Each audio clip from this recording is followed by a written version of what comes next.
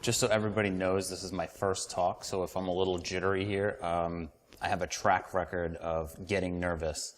And by getting nervous, I mean that the last time I spoke in front of an audience, it was being the best man at my brother-in-law's wedding. And my speech was literally 2 sentences long. I don't remember the first part, pretty much because I was intoxicated, but the second part I get reminded of all the time, and it's hopefully it lasts. Which, yeah, doesn't work out well when I go to family events. You want me to have a drink? You got anything to put in this? All right. So the title of this talk is Deploying Honeypots to Gather Actionable Threat Intelligence. About me, my name is James Taliento. I am the research officer, principal consultant, and founder of CircleCityCon. As you can tell by the number of hats I wear, we're a very, very large company. Education and certs, someone told me that I needed to put that on there, but I really don't think that anybody cares. And at Twitter, if you want to tweet at me or follow me, I'll give you fair warning, I automate most of my tweets. There's nothing that interesting. I'm more of a lurker. But that's my name, just in case. All right. And I am from Long Island. There's not many people in here. I was going to ask you if anybody in here is from Long Island, but is that even the case? I talk funny, but I'm not. You talk funny. So when you say Long Island, it's like that? Yeah. It sounds like Long Island? That's like the way my mother and my wife say it. But I predicted nobody was going to say it. All right.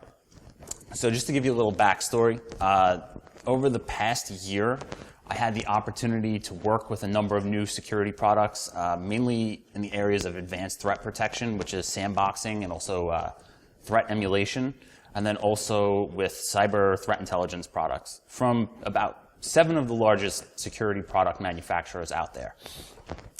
These tests were done, approved by the manufacturer. The scope was very, very limited for reasons I will not disclose, but I'm sure you can use your imagination as to why that is the case. So long story short, I became very fascinated by how these products actually worked. And I would oftentimes learn from the engineers at these companies themselves that these products, all the components of them are available out there, and they're very, very accessible, and in most cases, free. In most cases, they actually harness the power of open source software and technologies. The notion of threat intelligence, there's always a notion of data collection when it comes to threat intelligence, which is usually collected by honeypots, which are deployed all over the world. If you purchase a security product, a threat intelligence security product, it is actually collecting data in some format on your network. It comes in the form of either a physical appliance or a virtual appliance. They try to be cost effective, I guess, to sell many. The products themselves, they collect, process, and disseminate. And honeypots in general have always interested me. So over the years, I've tested a variety of honeypots, mainly in pen test lab for experimentation. I wanted to see what it looked like on the other side. So if I was trying out a new tool or technique, I would try them out on a honeypot in conjunction with using some monitoring software, mainly when I was testing out different evasion techniques. And that was really like the extent of my honeypot experience. But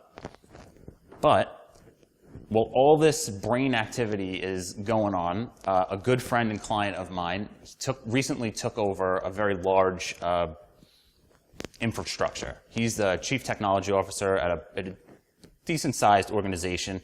They have about 2,500 users on-prem, 2,500 users remote, and just to say that the infrastructure itself is a complete mess.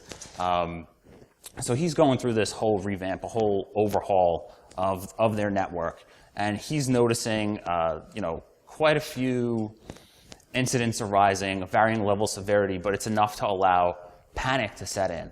So of course he approaches the officers of his company, and the same panic doesn't set in with them. more so because they didn't want to make the financial investment to improve their security program. So he came to me, and him and I kind of brainstormed, and we said, oh, well, you know what? I learned a little bit in the past, over the last year, about these different products. Why don't we try using Honeypots to kind of build our own, at least network-level intelligence program? So his environment became my playground over the last few months. And this talk is really a culmination of my experience with the commercial products and their translation into the DIY approach of threat intelligence. This talk is not advanced. Most of the technologies that I'm going to discuss you either know about or have used, but it's more about the application and the process of threat intelligence data collection. And the aim is really for you to leave here and just think creatively as to what you can do to build your own program. Yeah. Okay.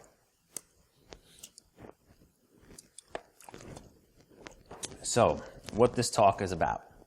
Very plainly, you need threat intelligence that actually pertains to you and that is actionable. And it relates to your organization. It's something you can act upon.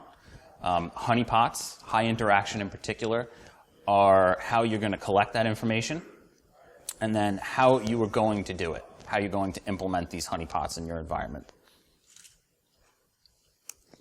Why? Threat intelligence products overall are very expensive. Some of those product suites range well into the six-figure mark, and it's not attainable to most organizations unless you're at the enterprise level. You know your organization's risks better than any third party, so relying on a product to do everything for you isn't necessarily the best approach, and doing the DIY route, although it's labor-intensive, it does give you a little more insight as to what's going on. Improve response efforts by prioritizing threats as they relate to your organization. Again, you know your organization's risks better than anyone else, so therefore you're more equipped to prioritize them. Okay, so of course I have to have a disclaimer. This was done for research purposes only and with the explicit permission of the organizations used throughout the course of this research.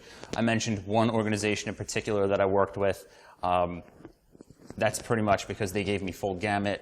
Everybody else was a little reluctant for legal reasons, and they didn't really want to deploy honeypots all over their network. So what is presented here is based upon the facts and findings of the research conducted. These are just my observations. I'm by no means an expert in this space. It was just more of a learning experience. And do not take legal advice from me. I am undoubtedly I would be the worst attorney. I have the worst poker face. Yeah, I exercise due diligence the best I can. I consulted legal. I tried to act ethically. I read as much as I can, but I could be teetering on the border there. Okay, so just a basic generic outline, very high level. We're going to talk about threat intelligence. What is it? The good, the bad, and the ugly. Specifically focus on data collection and then correlation.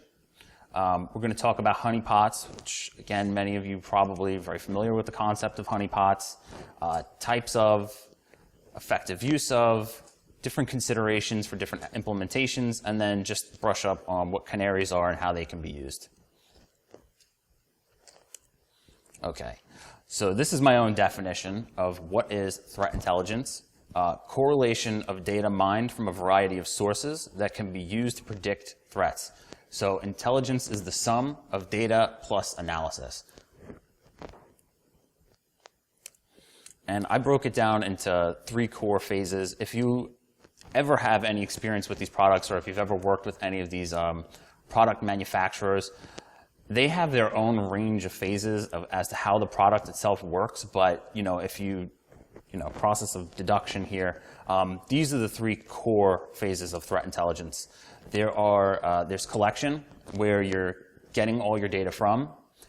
There's the processing, which is making the data readable and putting it in a format that it can be disseminated. And then there is dissemination, which is determining what data is actually useful.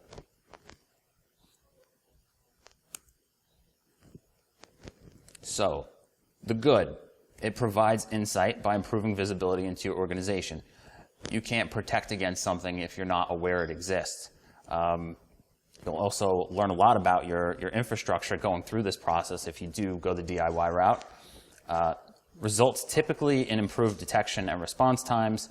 Again, a lot of the analysis is cut out because of the usage of tools, so you can respond quicker and detect threats earlier. And this last bullet relates purely to commercial products. Shrink-wrap products cut out all of the work. The data that you look at is the final product once the analysis is done, so they cut out pretty much all the steps and package it up. The bad products are expensive. That's why you're here. Some are good, and some products just have good marketing. With that being said, some of the commercial products out there are really, really good. Most are not.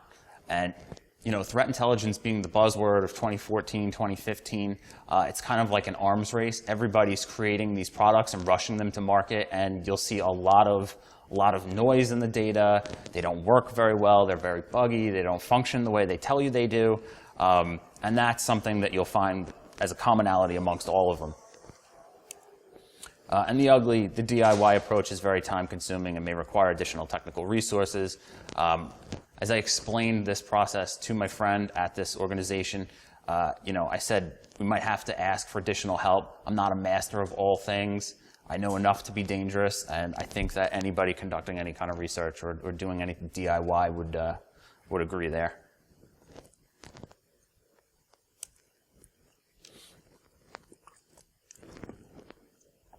All right, so let's talk about collection, which is the first phase. Data is collected from mainly 4 different sources. So inside your organization, which is classified as internal intelligence, you have network intelligence, which is what we're talking about today. That's the scope of this talk. The internet, or edge intelligence, and then open source lists, which are available and are very good, actually. Okay, so where you can get network data, it's pretty straightforward. You're probably doing some kind of log management or archiving of some sorts or aggregation. Perimeter control logs, intrusion detection systems, prevention systems, firewalls, etc. Host-based controls, same deal, AV, firewalls, routine scans, network sweeps, vulnerability scans, and then finally, honeypots, and I'll explain what the value of using a honeypot in conjunction with your other collection methods is. Okay, so what we're looking for are IOCs, or indicators of compromise. An IOC is a clue left behind that indicates something has happened. It could be anomalous traffic, account activity, resource usage. When I say resource usage, I mean, you see spikes in the meter there. Something's not right. IOCs are what we want to extract from our data. So we're going to get a mix mash of data, and this is specifically what we're looking for. Okay. And in my case, data and event correlation, I use tools, how it's correlated, more tools, SIM, or Security Information Event Management. Some people have used Splunk that I've talked to. I'm not too familiar with it, and I know there are limitations in the free version. I used OSSIM or Alien Vault. It's great. It's free. It's easy to set up, and it's good at parsing a lot of different types of data. It has a lot of plugins, and it actually integrates different threat intelligence feeds. So this is just a basic overview of SIM, Security Information Event Management. It collects logs from all over, collects different forms of log data. It'll perform event dissemination. And you may be thinking, well, we have an NSM program. NSM is more granular. It's more accurate. Using SIM aims to reduce detection time, but it's not as accurate. Okay, so how do we increase accuracy? The same way the big dogs do it, but we have to put in all the work. So, honeypots. Very basic. I'm sure most people in here know what a honeypot is, but I'll give a little background. What is a honeypot? Types of honeypots, high interaction versus low interaction, and everything in between. where this goes wrong, which are common pitfalls, and then considerations for implementation.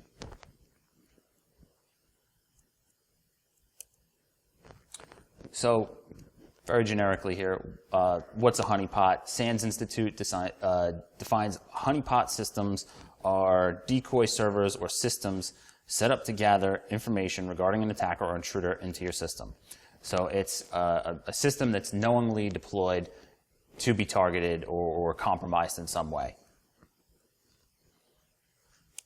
And then before going any further, I just wanted to talk about some common problems. Maybe you can decipher why certain classifications of honeypots have more value in a threat intelligence program because of them. A lot of the time, people say they don't collect anything useful.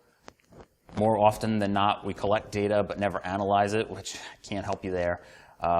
You're not getting any value out of any of the work you put in if you're not going to actually look.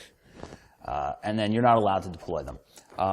And you can't deploy them for either legal reasons or your organization is not willing to accept the risk that's associated with having honeypots. So low interaction honeypots emulate specific services. Partial service implementation means there's no interaction. They just collect data. They can pull down files or actually receive files. Typically used for malware collection. Nepenthes, very old. It's an example of just a malware collection honeypot. Diania, I'm hoping I'm saying that right. I've been calling it that for years, and I don't know how you say it. Yeah, so those are just two examples of some low interaction honeypots that are designed specifically for malware collection. They're both a real pain in the ass to set up, but there is an OVA that you could download called Honey Drive that's pretty much like an out-of-the-box, packaged up bundle of different honeypots that you can quickly deploy and play around with. And then some low interaction honeypots are used for tar pitting, which is impeding malicious activity. Labry is an example of a low interaction honeypot tar pit, and that's to reduce or mitigate spam.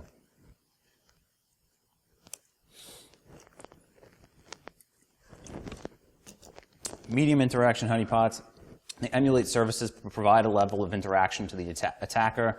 It might be like a shell, but there's some system interaction, more just service related, but it's not like a full system compromise. There's a very limited scope. Kippo is a widely used SSH honeypot, and there is no exploitation of this system or honeypot whatsoever. If you're interested in learning more about Kippo, I'm just going to cut myself off here. At ShmooCon this year, Andrew Morris did a talk on balling on a budget where he deployed Kippo honeypots like all over the place, and he was tracking all kinds of like whacked out activity coming from China, and it's really interesting. If you have time, definitely check it out. But yeah, he deployed Kippo, and it's a really good introduction to it and what you could do with it. And then finally, high interaction honeypots.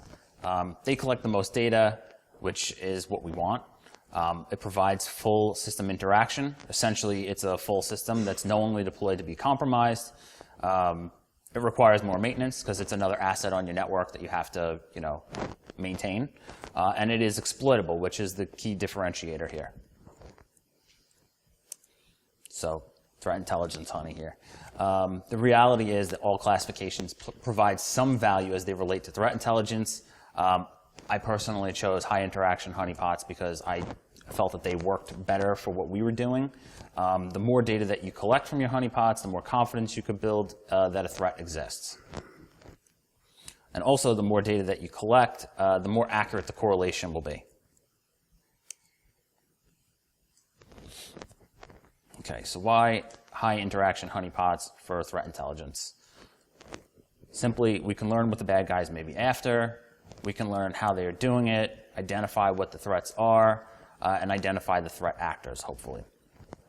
And that does require additional data sources as well, not just network-level threat intelligence. Okay, well, isn't that the point of honeypots in general? Yeah, I'm sure you're all like, okay, snooze fest. He just explained to me something that I already know about different types of honeypots and what they're designed to do.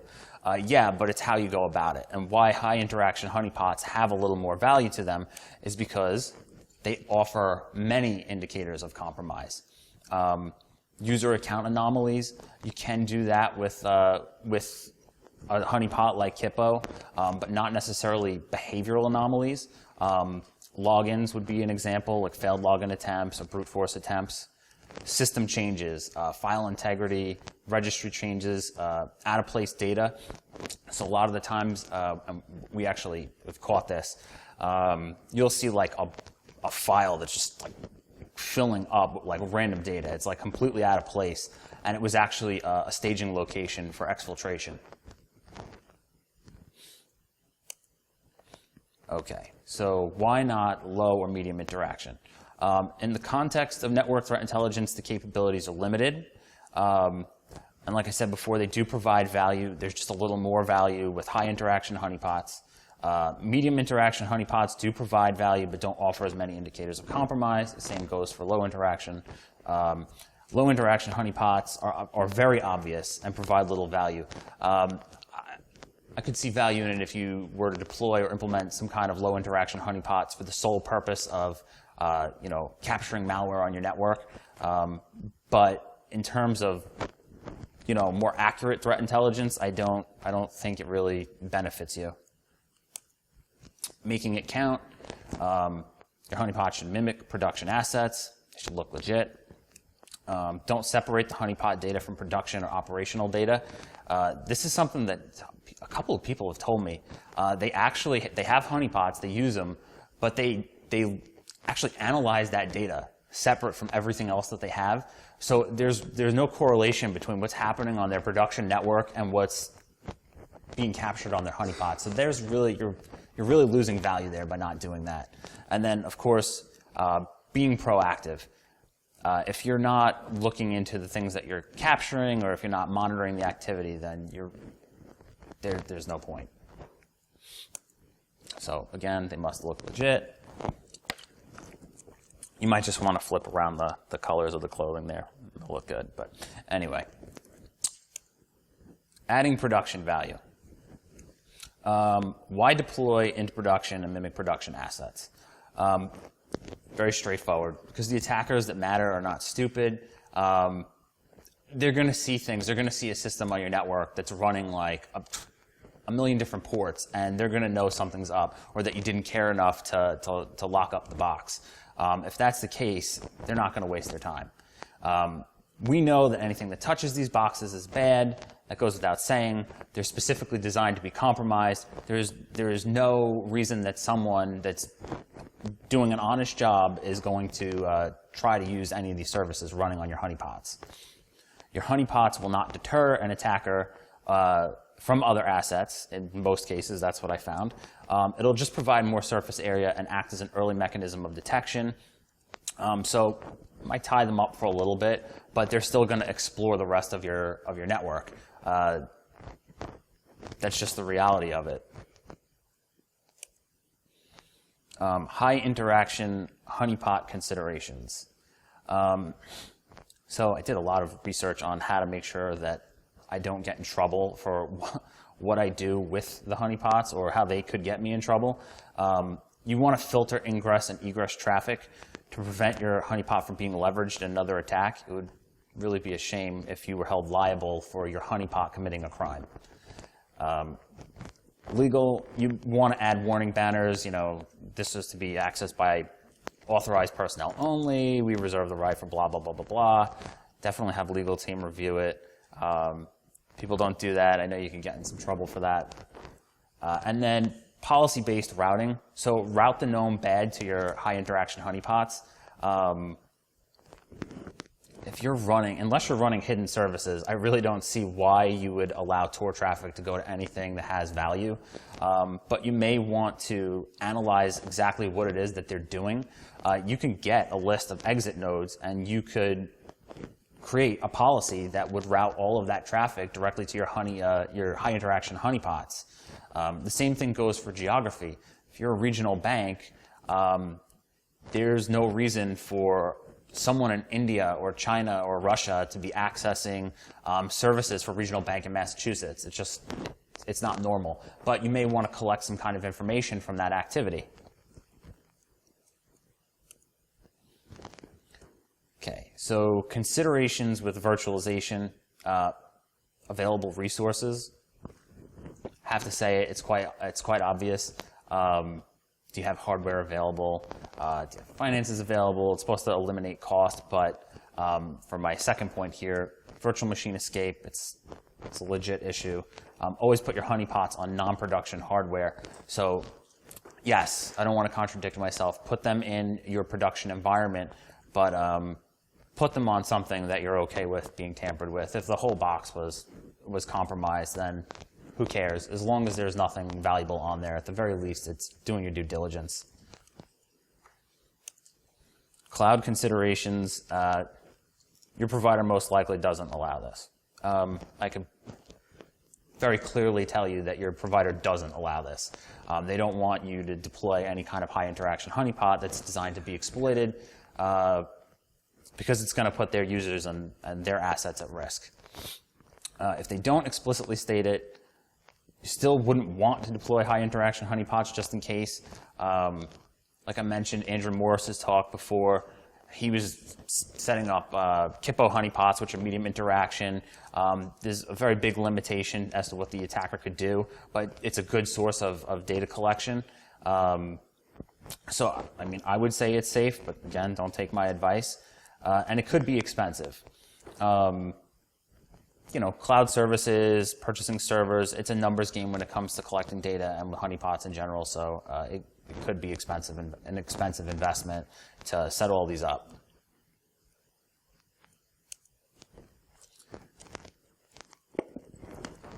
Okay, so where this all goes wrong, the wrong honeypots are deployed in the wrong places. You might put, like I said before, high interaction honeypot out in the cloud when it might be more conducive with your threat intelligence program that you've developed to put a low or medium interaction honeypot out there. You wouldn't want to put something in your DMZ that didn't belong there. You didn't consult legal or take preventative action to ensure that your honeypots don't commit a crime. Again, you know, read up on what you are and aren't allowed to do, and at the end of the day, as long as you consult legal, you're pretty much saving your own ass. And you set it up and leave it on autopilot. I know this doesn't just pertain to threat intelligence data collection. A lot of people buy products out there and they just stick them on their network and like, okay, we got it. Yeah, if you just leave it alone and neglect it, something is eventually going to happen. Again, exercise due diligence, revisit your honeypots, image them occasionally, so forth. All right. This next little section here is going to be about canaries, what a canary is. So think of a canary like a canary in a coal mine. Canary would breathe in toxic gas, so it's like carbon monoxide, and drop dead, and it would be like an early warning sign to the miners that they need to get the hell out of there or they're going to be next. So very plainly, a canary is deception-based detection. It's making something look juicy that's going to attract an intruder, and it's also going to provide some kind of indication of compromise. So some examples of canaries, dummy data to identify exfiltration attempts on specific files. I read an article somewhere on the SANS blog about metadata and attributing just a random string in like a PDF, something that looked pretty juicy, and then setting up an IDS signature that would alert upon that file, like being transferred over the network. And I've tested it. I haven't really seen anything, grab it. It works. It's actually really interesting, and I'd like to see it trigger an alert. But I thought that was a really creative approach. Dummy users create user accounts that are specifically designed to trigger an alert. So if John Doe doesn't work at your company, and clearly there are login attempts with that name or that username, then you know that the attacker has harvested credentials from one of your honeypots, and that would be, again, another indicator that something is not right. I just had to throw this in there. Market watch. Commercial honeypot-based products are now hitting the market hard. I've seen this product called Canary, which is it's actually designed by a South African-based company, security company, and it is, I believe, a high-interaction honeypot that you would stick on your network. Ativo Networks, now their product is really, really interesting. It's an appliance that sits on your network, and it uses up your unused IP space, and it actually emulates services on all these unused IPs to collect network intelligence data. And then Honeybox, which I believe it might be kind of old, but I know that one, somebody was talking about it recently. I believe that's also a high interaction honeypot.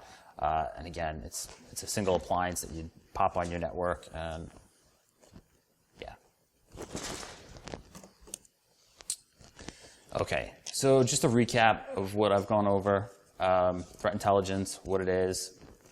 It's the collection of data, and it's the sum of data and analysis, where it comes from, the different sources. It could come from internal, come from your network, it could come from the internet, or from open source lists. Honeypots, what a honeypot is, the different types, low, medium, high interaction, and the implications of all. Pitfalls and considerations with virtualization, cloud, and then again implementation, and why use high interaction honeypots for threat intelligence. Okay, so high interaction honeypots provide the most value in regard to data collection for threat intelligence. Probably heard from other sources as well. Your honeypot should look legit. The more you collect, the more confidence you build in your intelligence.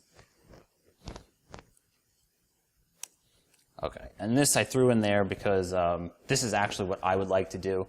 I mean, it gets pretty boring working with the same data over and over again, and if you want a more comprehensive program, you need to start extending into other sources. So building on top of the network threat intelligence data and expanding into other sources, such as maybe setting up some legit honeypots out in the cloud, and also correlating that information with my network information and some open source feeds. I think that would, I know it would greatly improve the program that I've created. This is something my boss used to tell me. There's a huge amount of shit out there, and we all need to pick up a shovel. So again, I'm not an expert in this space whatsoever. I just wanted to learn, and sometimes you have to get your hands dirty. It's not necessarily given to you in the form of a product.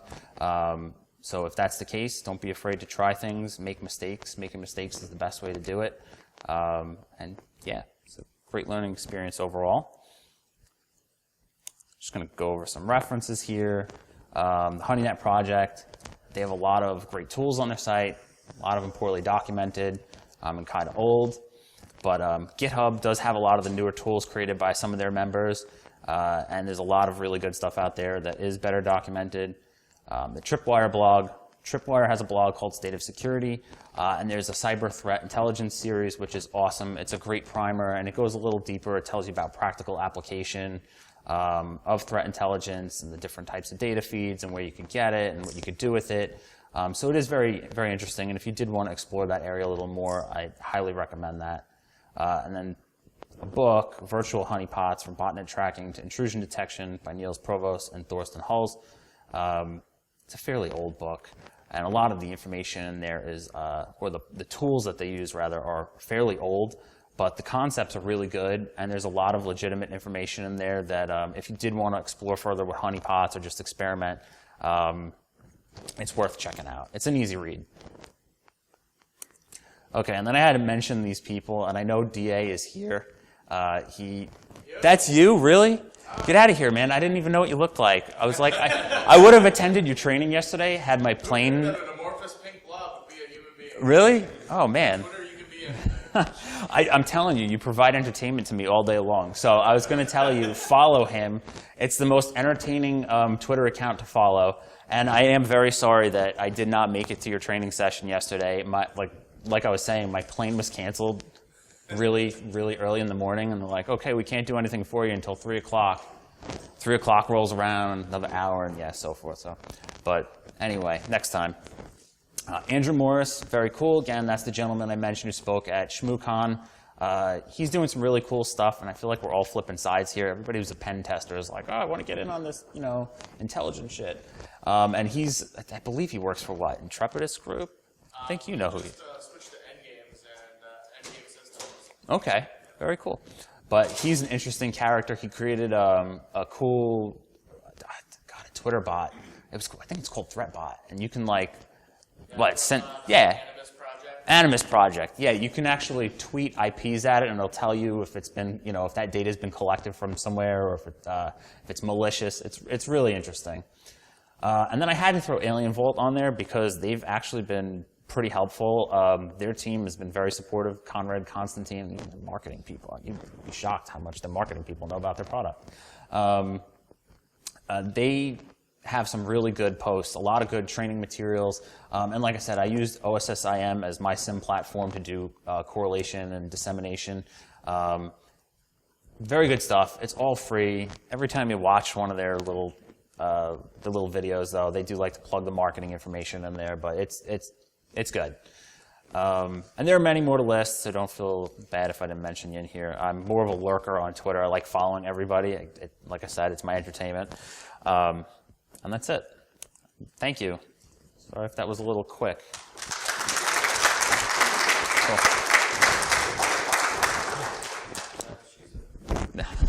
Hey, man, sometimes that could be a good thing.